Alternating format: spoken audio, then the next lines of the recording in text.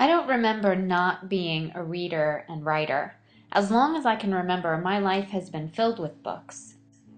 Recently, I asked my mom about my identity as a reader and writer, and this is part of our conversation. You were a child that was extremely interested in anything in a book.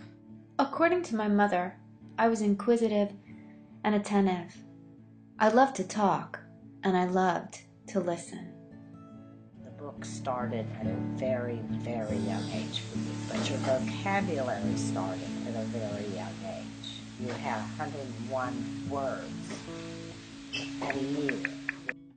My mom attributes my large early vocabulary to a word-rich environment I was talked to and read to all the time.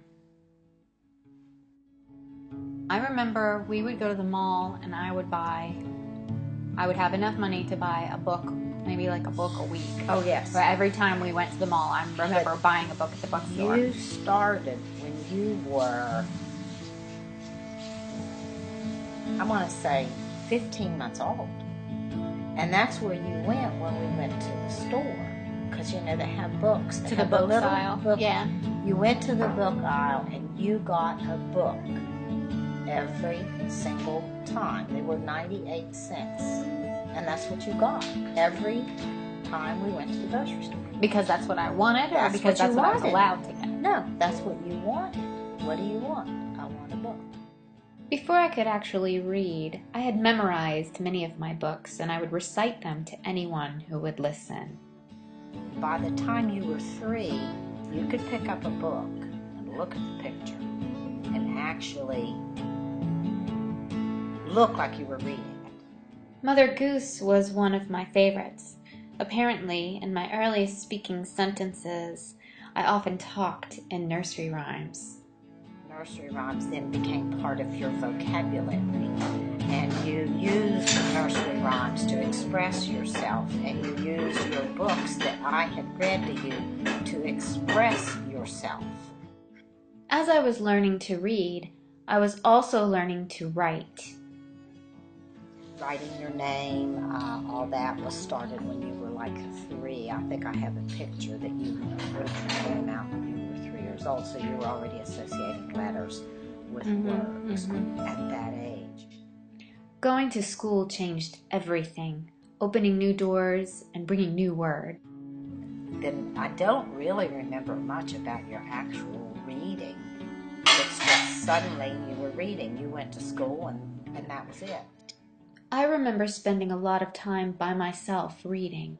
So what do you remember about books that I liked or my reading habits as I got older? You went to your bedroom and you read. You liked poetry real well. You even won a prize in 7th or 8th grade for a poem you wrote. You liked the classics and you would read classics.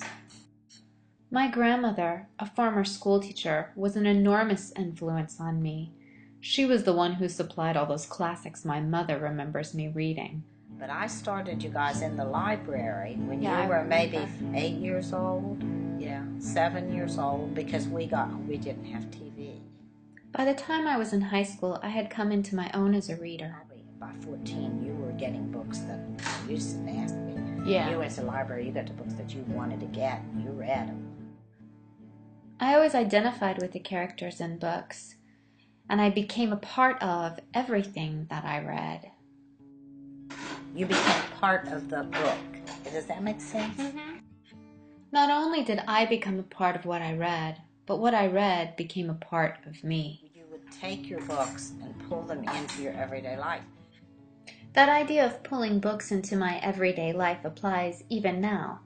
I've chosen to follow a path strewn with words and texts, and books guide my way. My mom's assertion that I've always been a reader is one of my truths. Also a truth, I always will be.